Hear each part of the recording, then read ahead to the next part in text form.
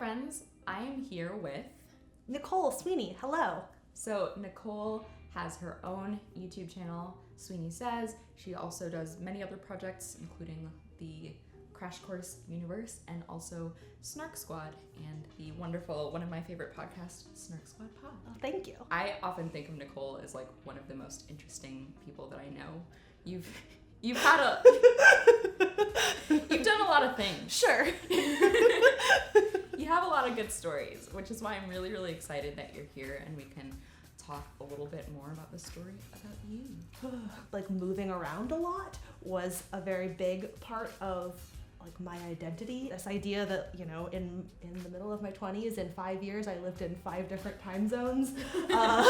Like, it's just, you know, whatever. But it's interesting because both of those two things are things that are like not really representative of my life right now. I just turned 30, and so now I'm in this place of like, who am I and what am I doing with my life? And like, Familiar. I have lived in the same place for 3 years, which is super weird. I'm moving apartments very soon because I think mostly because it like satisfies this sense of like, I gotta do something different. Everything Can't be is tamed. right. Everything is too the same. The simplest form of that is that I deal well with change and I don't deal well with stillness. I remember sort of like you being like my patron saint of like when I was moving around all the time and like, and I do not do well with change. So I was like, you know what? Maybe this will be a good thing. Nicole's done it. She survived. She's a really cool person. That seems, maybe I'll, you know, develop something from this. Grow. We moved a little bit when I was younger, but like we lived in the LA area for like a decade, from the time I was 4 until I was about 14, 15. And I remember how much I didn't want to move, like when we left, when I was in high school, like that move just sucked. I hated it. I didn't want to do it, and you know, dragging my feet the entire way.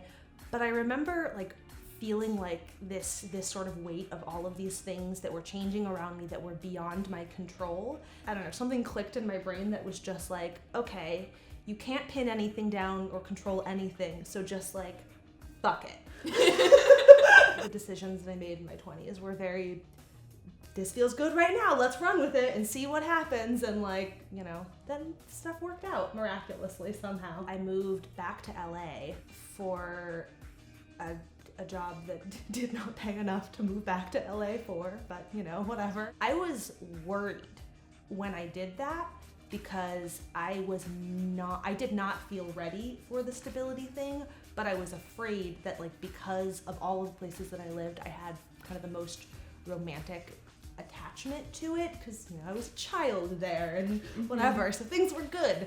And so I had that kind of mentality around it, and I was genuinely afraid when I went back that I was like, oh, this is gonna be it. Like, I'm gonna move to LA and then this is gonna be the end and I'm gonna stop being, you know, person who bounces all over the place.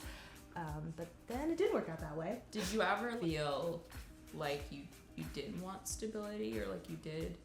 Like, did it ever get to be too much? When I first moved to Missoula, I had a little bit of a sense of like, okay, we're doing this, of going into it from the mindset of you are committing to an actual like long-term normal 9-to-5, which I had not ever done. I don't know that I went into that feeling like I needed the sense of stability so much as I came into it actively trying to make sure that I wasn't resisting stability for the sake of resisting stability, if that makes sense. So I went to grad school in Paris. I did not speak French. I acquired only the most rudimentary of French. Like, I had this vision of how I was going to learn French because I'm like, oh, I'll be like living in France. But also I was in grad school. I remember being on the plane for I went from St. Louis to Chicago to Poland to France. That was my flight route. It was very stupid. But being on the flight, like as they were, you know, telling us to turn off all of our devices or whatever on the flight from Chicago to Warsaw, I was just like, oh shit, like I'm doing this right now. And I like sent off a panicked email to some of my friends, and my best friend responded and was like, you're the bravest girl I know, you'll be fine. Aww. And like in my head, like that's now like a thing that when I'm having it, like it's fine, like it's gonna be cool. I'm the bravest girl she knows. It's gonna be fine. But and so I don't know, in that way of, yeah, it was important in terms of all of the things that I had to figure out about how to like be a person and how to navigate a place where I really didn't know what I was doing. Now that you've been in one place for a while, does that feel like a loss in any way of like a part of yourself? A little bit, yeah. My life is very good, you know? Like it's not like there is anything that is bad about my life. There is a weird, I don't know, push and pull internally between this feeling of like a sense of self that I was very attached to and like, I don't know, is that actually serving me? Should I pursue like, you know, leave, go do something else because that's like the version of myself that I had grown very, very attached to? Mostly my answer, it continues to be probably not, because like otherwise my life is very, very good. It's a weird thing to have to constantly check in with yourself about whether like these stories that you tell yourself are still like really serving you in any meaningful way. Like moving again is a small way for, you know, to like get at that feeling of like change, whatever, but you know, like I'm moving across town, but I'm not like burning my life down, which like that's the thing, is like that is the instinct is I feel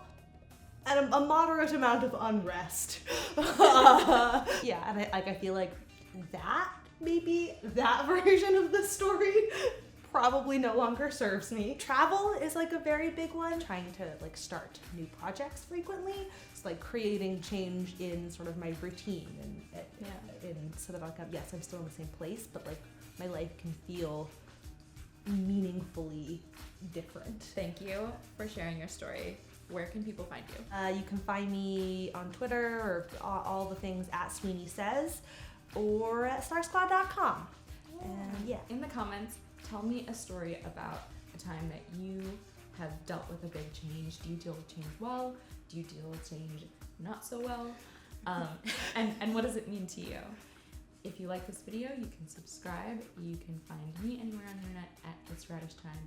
You can find all of Sweeney's stuff in the links below, and I will see you next week. Bye. All right. Yay. Cool. We did it.